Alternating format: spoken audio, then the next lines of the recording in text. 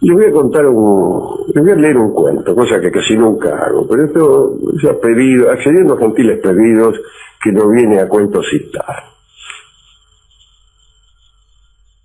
Hubo en el reino de los andaluces una ciudad en que residieron sus reyes y que tenía por nombre Levertit o Ceuta o Jaén.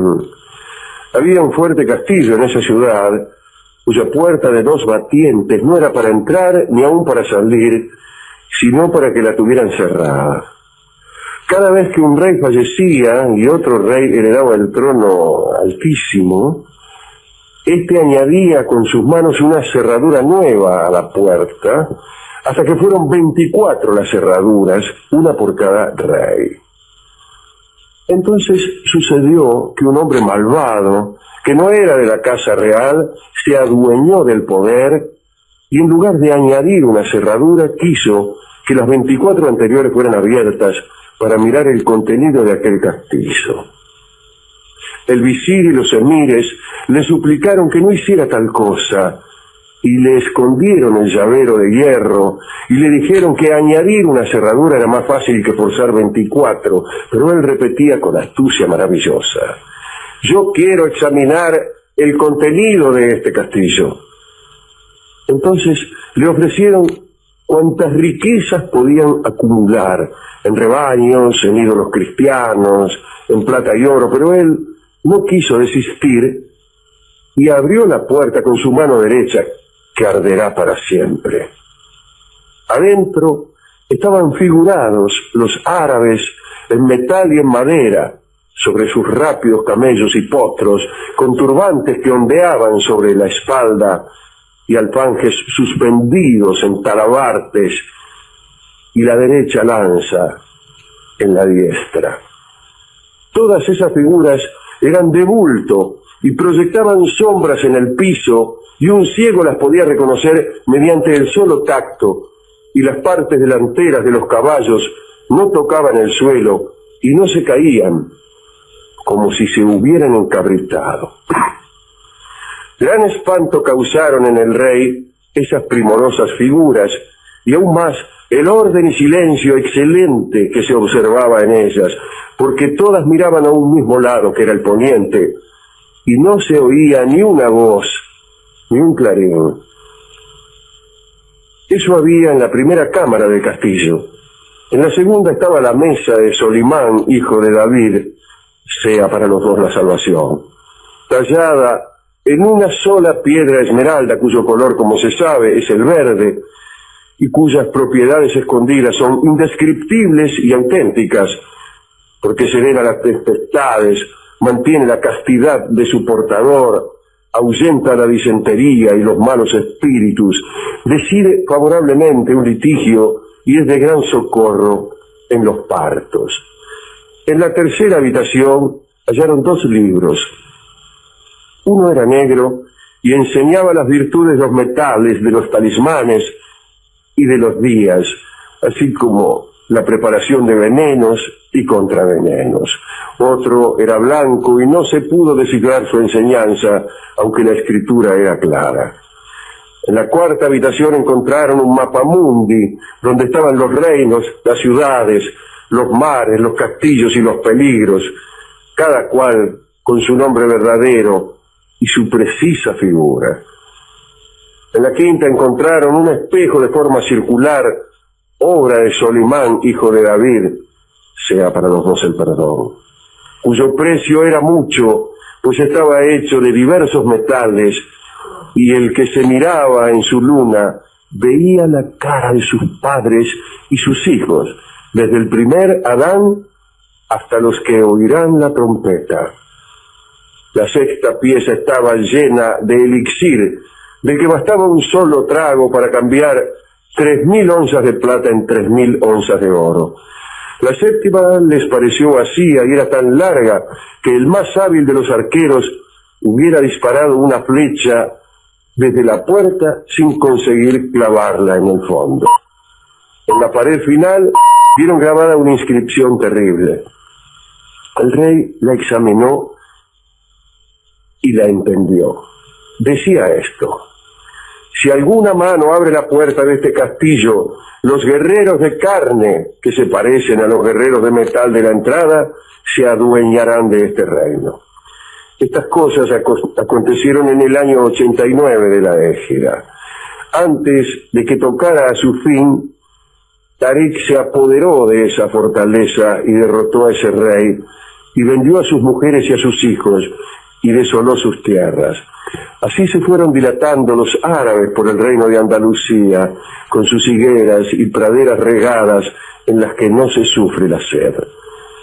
En cuanto a los tesoros, es fama que Tarik, hijo de Zaid, los remitió al califa, su señor, que los guardó en una pirámide.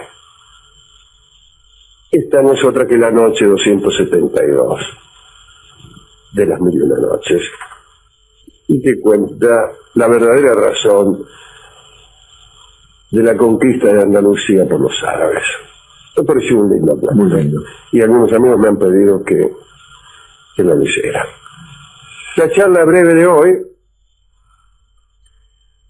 se deriva de preguntas realizadas por los oyentes acerca del significado de algunas palabras que se usan en la presentación de este programa. Y es un catálogo de tropos. La palabra tropo se deriva del griego trepo, girar, y en retórica significa usar las palabras en un sentido diferente al que es habitual, pero que conserva, sin embargo, con el sentido habitual alguna relación. Vamos a este catálogo. Hoy es un día áspero, Astronauti, ¿eh? Bueno. El programa es áspero, quiero decir, arduo, difícil.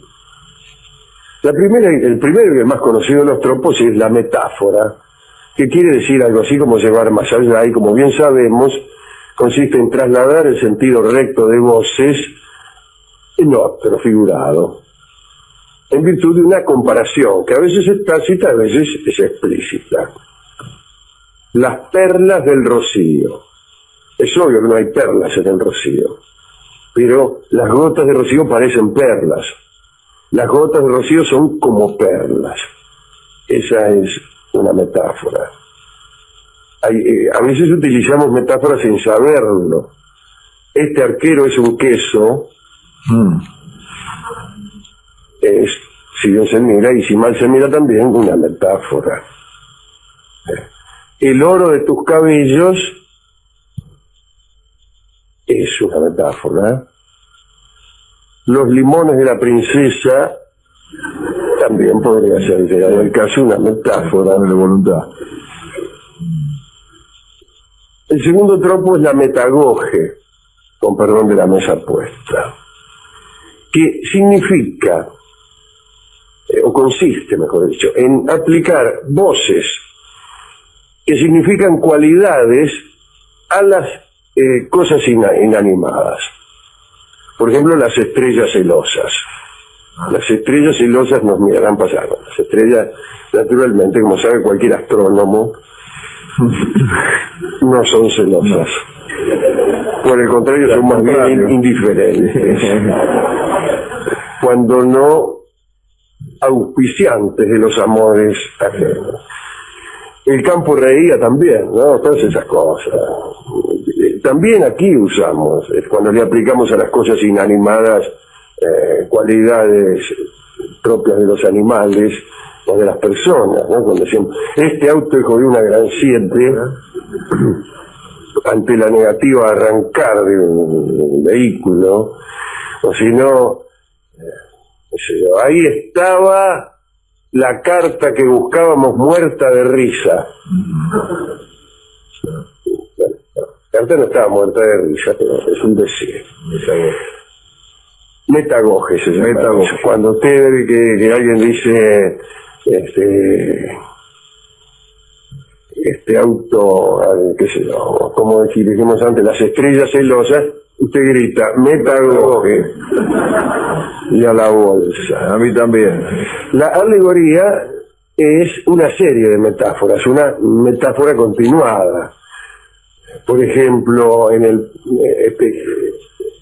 el Prado deleitoso, aquella obra de Gonzalo de Berceo, el paraíso es un prado con fuentes, las fuentes son los evangelios, las flores del prado son, qué sé yo, los nombres de la Virgen, etc.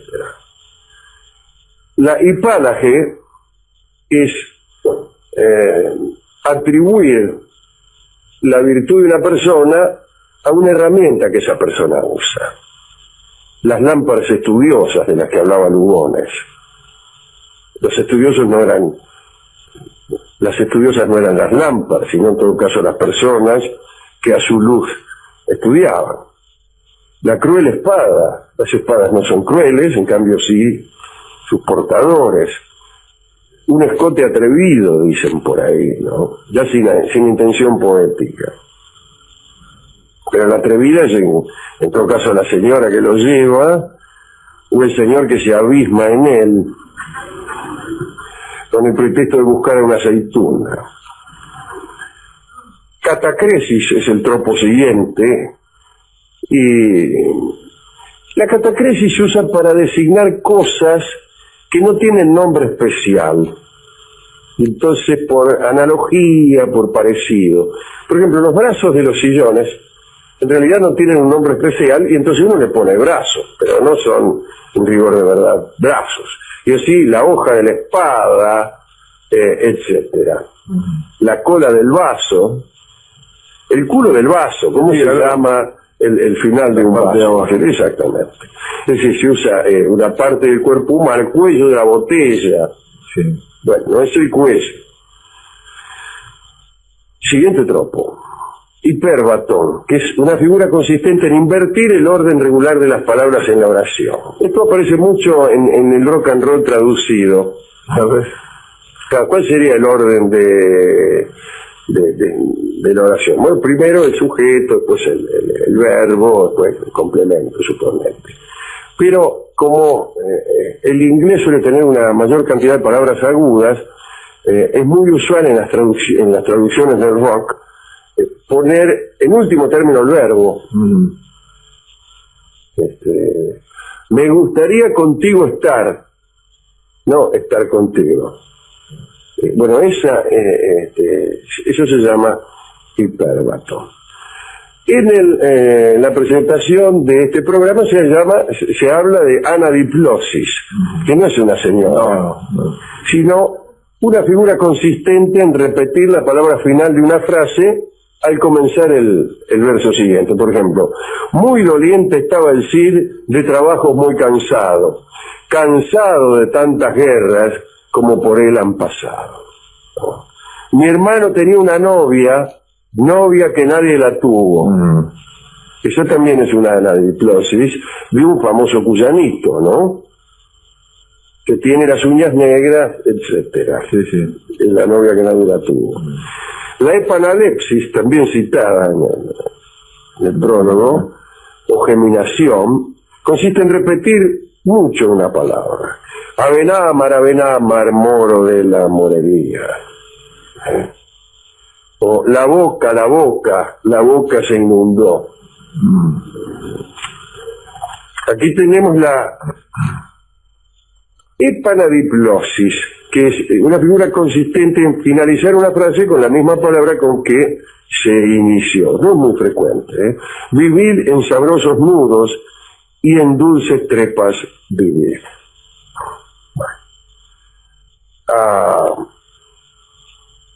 Linda es la zeugma, también con Z, que sucede cuando una palabra que tiene conexión con uno o más miembros de la oración está expresa en uno de ellos y se sobreentienden los demás. Lo explico. Era de complexión recia, seco de carnes, enjuto de rostro, etc. Es decir, se suprime, hay elipsis de verbo. Era flojo de manos, y después ya no se usa, era seco de carne, corto de entendimiento. Después viene la famosa sinécdoque, que todos por la parte, ¿no? O viceversa. 50 velas queriendo decir 50 naves, esa es la parte por el todo, ¿no? pero también se dice el pan, por el pan el pan nuestro de cada día, finalmente es una sinécdote, no es el pan, es el alimento nuestro, ¿no? Bueno, la metonimia, que es la contigüidad, lo que está al lado, lo que viene por añadidura. Entonces decimos las canas por la vejez, o el laurel por la gloria, o qué sé yo. Anacoluto está también, creo, en la presentación, sí. Y habla de la inconsecuencia en la construcción de la frase. Por ejemplo, ese pibe me pegaron. ¿Cómo? Ese pibe me pegó, ese pibe me pegaron. Y el oxímoron, ya famoso aquí, que es la contradicción entre el sustantivo y el adjetivo. El verde blancor. Claro. El amargo dulzor. Siento un dulzor amargo cuando me acuerdo, dice Recuerdos del Portezuelo. Bueno, eso es un oxímoron. Pero bueno, aclaraciones. Esto es lo que teníamos para hoy, un catálogo más amplio.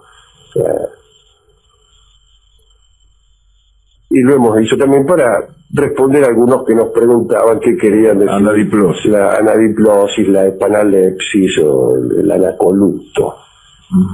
Metonimias. Metonimias distantes. También. Ese es un oxímoron, porque una metonimia implica una cercanía, una contiguidad. Así que no hay metonimias distantes. Y sinécdoques leoninas también significa exactamente que una sinécdoque, que es la parte por el todo, se apropia de una gran parte. Claro. ¿Y cuál es una gran parte? Una parte del león. Leonina. La sinécdoque leonina es la que toma una parte, pero una parte muy grande. Eso es todo lo que teníamos que decir. Esto es un tema fundamental para conversar en los velorios. Sí. Va a un velorio y le dice, aquí no sabe lo que es una sinécdoque. No, eso es el todo por la parte o la parte por el todo. Ya se lo decía yo a mi cuñado. No somos nada. No somos nada. Ahí está el finado. Ahí está el finado que no nos deja mentir. Se quiso agarrar todo y lo partieron en 4. Ahí está el finado que no nos deja mentir también, viene a ser, que es una... Ahí está el finado que no nos deja mentir. No es nada. No es nada. Es una gilada.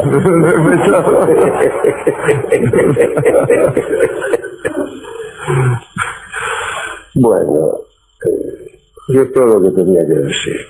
¿A quién quiere dedicar, Rolón, el relato de cómo los árabes llegaron a España?